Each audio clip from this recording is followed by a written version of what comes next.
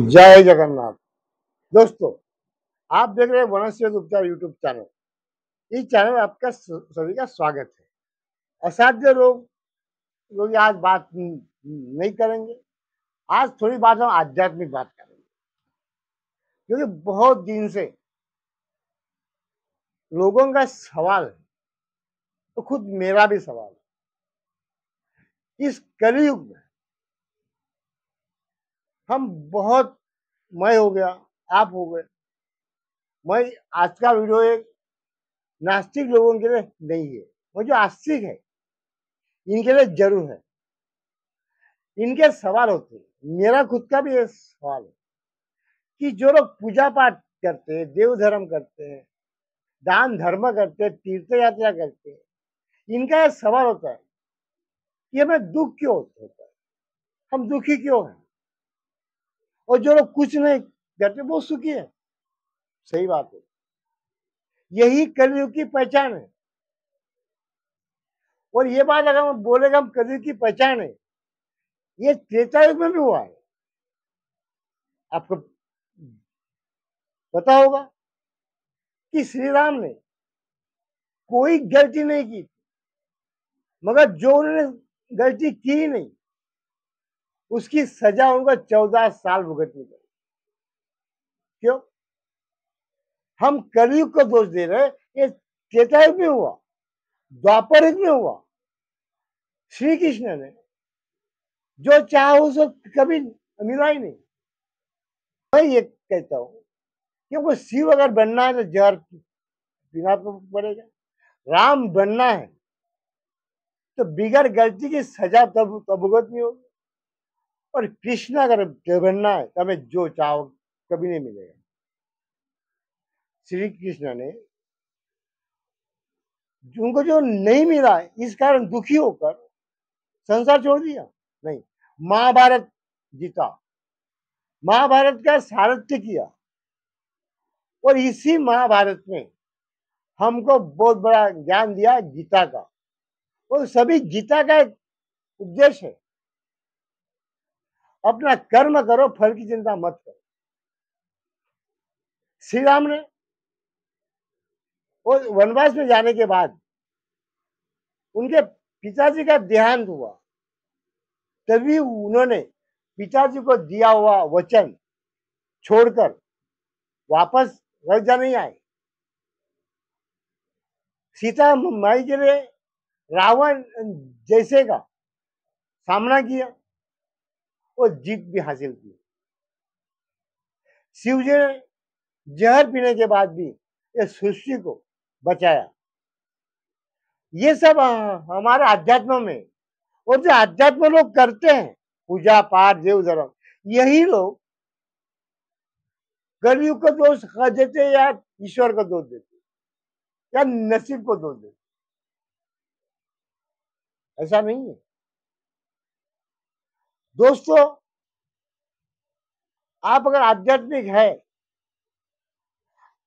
आप ईश्वर सानिध्य में अगर आप है और आपको परेशानी है, आपको कठिनाई है, तो क्या करना है? हमें कठिनाई तो मुझे भी आई, कठिनाई मुझे भी आई। जब मैंने आयुर्वेद शुरू किया 30 साल पहले, बहुत ही बुरी तरह लोगों ने मुझे पीछे मुड़ने के लिए मजबूर किया, आयुर्वेद छोड़ने के लिए मजबूर किया। यहाँ तक ना कोई विकल्प था आयुर्वेद के सिवा, क्योंकि मुझे गुरुदेव का उपदेश था कि मुझे यही करना है। करके मैं इसी रास्ते पे चलते रहा, पीछे मुड़ के देखा नहीं, और मैं आज सफल भी हो गया। दोस्तों, आध्यात्म ये कोई दिखाने की चीज नहीं है। हम दुखी इसलिए हैं, हम जो भी आज करते हैं, पूजा पाठ, देव धर्म, तीर्थ यात्रा, दर्शन यात्रा, दान धर्म, मेरे हिसाब से सब हम दिखावे के लिए करते हैं। ये सब मैंने किया, ईश्वर ने किया ये नहीं। मैं जब तक हूं ईश्वर भी कहता तू जब तक वहां पे है तब तक मैं क्यों आऊंगा। हम एक अगर दान धर्म करते हैं, किसी को खाना खिलाते हैं, दर्शन यात्रा करते हैं, तो सारी दुनिया को दिखाते, देखो ये मैंने किया। हमारा अहंकार कभी जाता ही नहीं, और जब तक हम अहंकार विरहित नहीं होंगे, हमारा अहंकार जाएगा नहीं, तो ईश्वर कहां से आएगा। क्यों हम दोष दे रहे ईश्वर को, क्यों। हमारी अपेक्षा इतनी बढ़ चुकी है, हम इतने अपेक्षित हो चुके हैं, हमें सब कुछ ईश्वर ने देना चाहिए, हमारा कर्तव्य कुछ भी नहीं। हमें रोग हुआ, दोष ईश्वर को, हमें कुछ परेशानी आई, दोष ईश्वर को, मगर हमारा अहंकार हम छोड़ने को तैयार ही नहीं है। दोस्तों, आपको सुखी होना है तो सबसे बड़ा मैं एक मंत्र आपको दे रहा हूं, मैं छाती ठोक कहता हूं, दुनिया का सबसे सुखी इंसान वही है, क्योंकि मैं अपेक्षा रहित हूं। मैंने किससे भी कोई अपेक्षा नहीं, नहीं करूंगा। आप अपेक्षा रहित हो जाइए।